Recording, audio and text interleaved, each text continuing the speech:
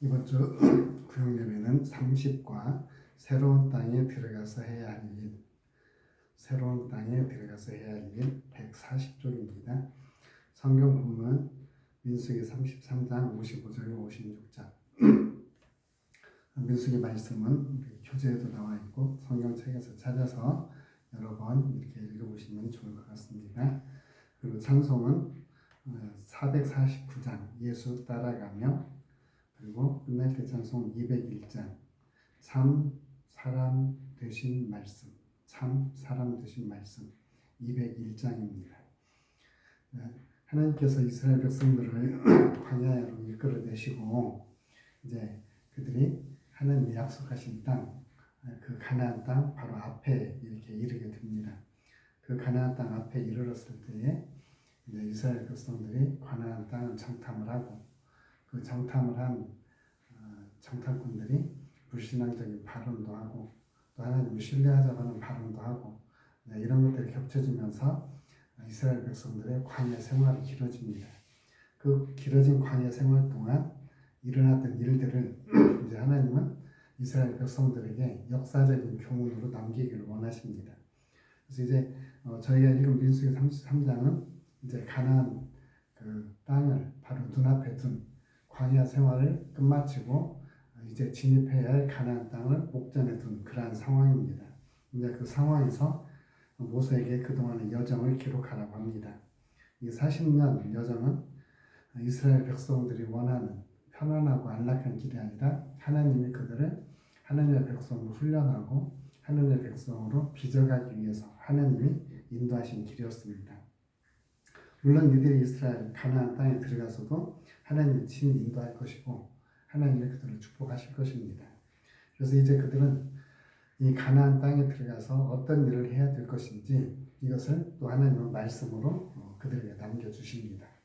그래서 가나안 땅에 들어가서 해야 할 일을 오늘 이 성경 본문에서도 간략하게 말씀하시지만 이들이 가나안 땅에 들어갔을 때 반드시 해야 될 일들을 아주 귀가 마르고 닳도록 철저하게 말씀하신 부분이 신명기사입니다. 신명기사는 다음에 이렇게 보기로 하고, 오늘 여기에서 하나님이 이스라엘 백성들이 새로운 땅에 들어가서 해야 할 일들, 그 일들을 여기서 말씀을 해주십니다. 그러면 이 가나안 땅에 들어가서 해야 할 첫째 일은 무엇이냐? 첫째 일. 오늘 우리 그 책 141쪽의 1번 새로운 땅에 들어가서 해야 할 일, 민수기 33장 50절에서 52절을 기초로 해서 말씀하고 있습니다. 우리 성경에서 누룩은 두 가지 의미로 쓰입니다. 좋은 의미로는 천국을 의미할 때도 쓰이고 나쁜 의미로는 죄를 나타낼 때 쓰입니다. 그러니까 우리가 아는 예수님의 천국 비유에서도 누룩을 이야기를 하고 있고, 또 예수님께서 누룩 없는 떡 이렇게 했을 때 전염되지 않은 그러한 떡, 오염되지 않은 떡, 이런 것들을 말할 때도 이 누룩이 쓰입니다. 그래서 누룩은 좋은 의미로는 변화를 시키는 것이고 나쁜 의미로는 변질을 시키는 거죠.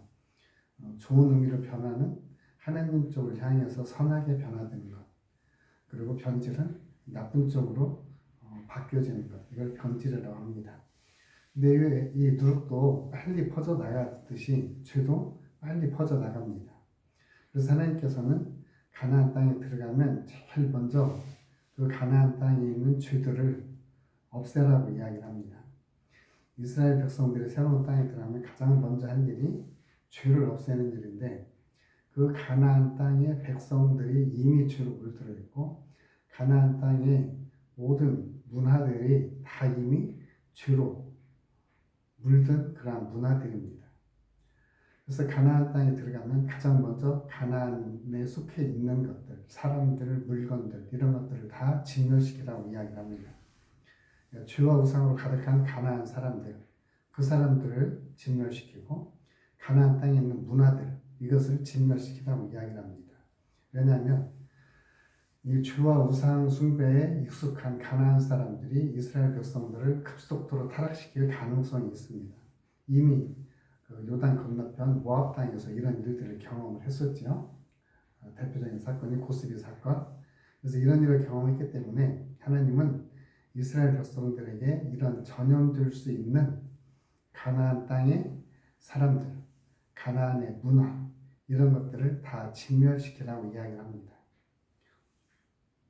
이런 죄의 흔적들을 철저하게 없애라고 이야기를 하는 거죠. 이런 죄를 없애지 않으면 신앙생활이 한순간에 무너질 수가 있습니다.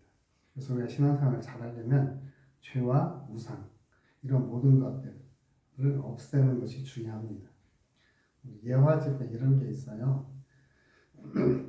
주인이 천막을 치고 사막에서 자는데 낙타가 처음에는 주인님 사막에 바람이 불고 모래바람이 너무나 심하게 불어서 숨쉬기 어려워요. 고개만 좀 넣어놓고 있으면 되지 않을까요?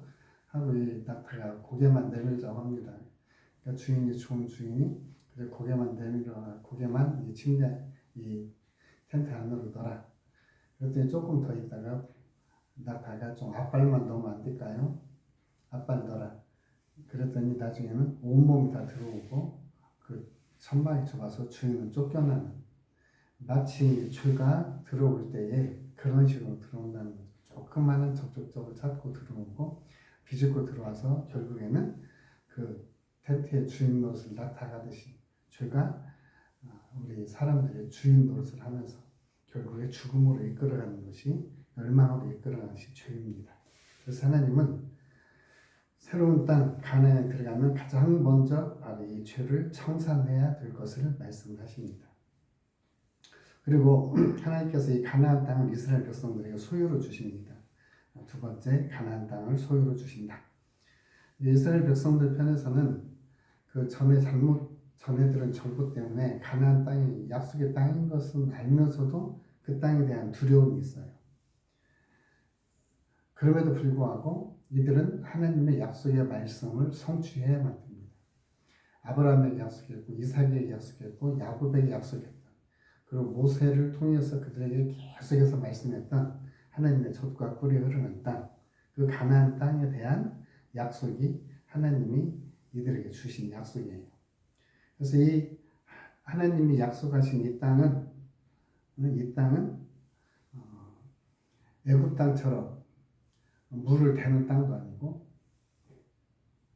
항상 물을 머금고 농사를 지을 수 있는 땅, 광야같이 농사를 지을 수 없는 메마른 땅이 아니라 하나님께서 항상 풍족하게 해주는 땅, 그 땅이 바로 가나안 땅인데 그 땅에서 땅의 풍요함이 그들을 살리는 것이 아니라 이들을 살리는 것은 바로 하나님의 은혜입니다. 하나님의 은혜. 그래서 이스라엘 백성들이 가나안 땅에 살 때에 하나님께서 그들에게 은혜로 비도 주시고 은혜로 좋은 햇빛도 주실 것을 하나님이 약속을 하십니다. 아무리 좋은 환경이라도 하나님의 은혜가 거쳐지면 그곳은 메마른 땅, 광야와 같고 하나님의 은혜가 없으면 거기는 아무리 풍요하더라도 애굽과 같이 죄가 관영하는 땅이 되어집니다. 그래서 어디에서 살든지 하나님의 돌보심을 받고 살아가야 된다. 어디에 살든지 하나님의 때를 따라 돕는 은혜를 따라서 살아야 한다. 그래서 우리는 이것을 이런 말을 은혜의 단비를 이른 비의 축복, 늦은 비의 축복 이런 은혜의 단비를 우리에게 주셔야 우리는 살 수 있습니다. 이렇게 말하죠. 그래서 오늘 우리의 삶의 현장을 하나님이 주셨고 우리는 그 삶의 현장이 광야와 같더라도 하나님의 임재가 함께하고 풍요한 것처럼 느껴져도 하나님이 함께 하시는 은혜가 있을 때 바로 그곳이 하나님 주신 곳이 되는 것이고 하나님의 목적을 이룰 수 있는 곳이 되는 것입니다. 바로 하나님 이스라엘 백성들의 가나안 땅을 그들에게 소유로 주시고 그 가나안 땅을 소유로 주시면서 거기서 자동적으로 살아가는 것이 아니라 하나님의 은혜로만 살 수 있다. 이것을 다시 한번 깨닫게 해주십니다. 네, 우리 페이지를 넘겨서 142쪽 땅의 수요를 따라서 나눔 이렇게 되어 있습니다. 하나님 이제 가나안 땅에 들어가면은 그 종족의 숫자를 따라서 가나안 땅을 제비 뽑아서 수가 많으면 기업을 많이 주고 수가 적으면 기업을 적게 줄 것이라고 말씀을 하십니다. 이것은 하나님의 세심한 배려이고 또 하나님이 주시는 것에 만족하고 이웃의 것을 탐내지 말라라는 뜻이죠. 또 잠언에 보면 지경에 경계석을 옮기지 말라고 이야기합니다. 사람들의 탐욕, 하나님이 이것을 아시기 때문에 하나님이 주신 것에 만족할 수 있도록 이 가나안 땅에 기업을 나눠주라고 이야기를 합니다. 사람이 많은 것보다 제가 가져야 될 것보다 더 필요한 것보다 더 많이 갖게 되면 총량의 법칙이라는 얘기죠. 다른 사람은 적게 가질 수밖에 없습니다. 그러니까 한 사람 욕심을 내어서 많이 차지하게 되면 다른 족속들은 그만큼 적게 가질 수밖에 없는 거예요. 그래서 하나님은 그 숫자에 따라서 필요한 만큼 땅을 나누라고 명령을 하십니다. 그래서 우리가 민수기서에서 인구 계수를 2번 하죠. 처음에는 진영을 구축하기 위해서 사람 숫자를 세고, 다시 뒷부분에서는 가나안 땅 기업을 분배하기 위해서 그들의 숫자를 계산을 합니다. 그래서 두 번째 인구 계수한 숫자에 따라서 이들은 땅을 나누어 가질 수 있게 하신 것이죠. 하나님은 하나님의 백성의 필요를 채워주십니다. 그래서 예수님도 똑같이 말씀하시죠. 너희는 먼저 하나님의 나라와 의를 구하라. 그러면 먹을 것, 입을 것, 마실 것, 이 모든 것을 너희에게 채워주십니다. 하나님은 우리에게 흔들어 눌러 넘치도록 채워주시기를 원하시는 분이십니다. 다만 우리는 경계해야 될 것이 있습니다. 그건 탐욕입니다. 하나님의 필요 이상, 하나님이 허락하신 필요 이상을 가지려고 하는 탐심, 이 탐심이 관계를 망치고 결국에 죄로 망하게 만드는 것이 탐심입니다. 이스라엘 백성들도 이렇게 하나님이 주신 기업, 여기에서 탐심이 작용하면서 바로 우상숭배에 빠지고 그것 때문에 심판을 당하는 모습을 우리는 열왕기에서 볼 수가 있습니다. 하나님은 모든 필요를 주시고 그 필요에 만족할 것을 이야기를 하십니다. 그리고 142쪽에 두 번째 단락, 하나님은 가나안 땅에 분배받은 지역에 살면서 원주민을 모함하고 우상을 진멸하라고 명하십니다. 만약 이 말씀을 순종하지 않는다면 나중에 더 큰 고통이 따를 것을 경고하십니다. 하나님은 죄와 우상과 함께하지 않고 그분의 백성과 함께하며 복 주시기를 원합니다. 오늘 교회를 중심으로 사는 우리는 어떤 삶을 살아야 할지 생각해 봅시다. 우리가 교회 중심으로 살면서 우리는 하나님이 주신 복을 받으면서 삽니다. 그러면서 이 교회에 사는 사람들이 경계해야 될 것은 죄와 우상입니다. 골로새 3장 5절에서 탐심은 우상 숭배라고 말하죠. 그러니까 사람들이 우상을 섬기는 것은 다 그 마음 중심의 탐심 때문에 그렇습니다. 그래서 이러한 죄나 우상 이것을 멀리하고 하나님의 은혜로 살아가는 이 땅의 교회, 이 땅의 교회 공동체가 되어야 할 것을 이야기를 합니다. 오늘 우리가 살고 있는 세상은 스데반이 광야 교회라고 이렇게 이야기를 합니다. 광야 교회에서 살던 시대. 어쩌면 이스라엘 백성들이 광야에서 살던 시대, 그때도 광야 교회였던 것처럼 지금 우리가 하나님의 약속의 땅, 천국에 완전히 들어가기 전에 이 땅에 사는 세상은 광야 같은 삶일 수 있습니다.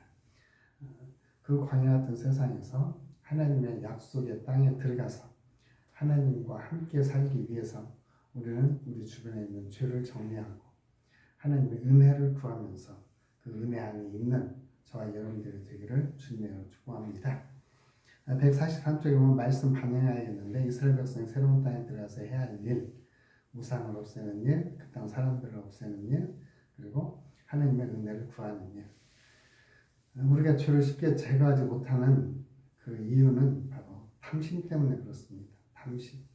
우리의 탐심이 얼마나 우리를 교묘하게 이렇게 작용하는지요. 그래서 이 탐심, 이것을 우리가 제거할 때 우리는 죄로부터 자유함을 얻을 수 있고 눌림으로부터 자유함을 얻을 수 있습니다. 함께 기도하기에 구원받는 자로서 하나님의 말씀에 마땅히 순종하게 하소서. 둘째, 말씀을 통해서 하나님의 사랑을 깨닫게 하소서. 셋째, 가정과 구역, 교회와 나라를 넘어 온 세계가 주님을 찬송하게 하소서. 우리 하나님의 백성으로서 말씀을 따라가는 삶, 그리고 하나님의 사랑을 깨닫고 그 하나님의 은혜를 구하는 삶, 이러한 삶을 우리가 함께 살아가기를 주님의 이름으로 축복을 합니다. 이렇게 말씀을 다시 한번 보고 구역 공부가 잘 설명이 되어져 있기 때문에 이 책을 잘 읽고 나의 것으로 소화를 해서 예배를 인도하시면 하나님이 함께 하시는, 하나님이 복을 주시는 그런 예배가 되리라고 믿습니다.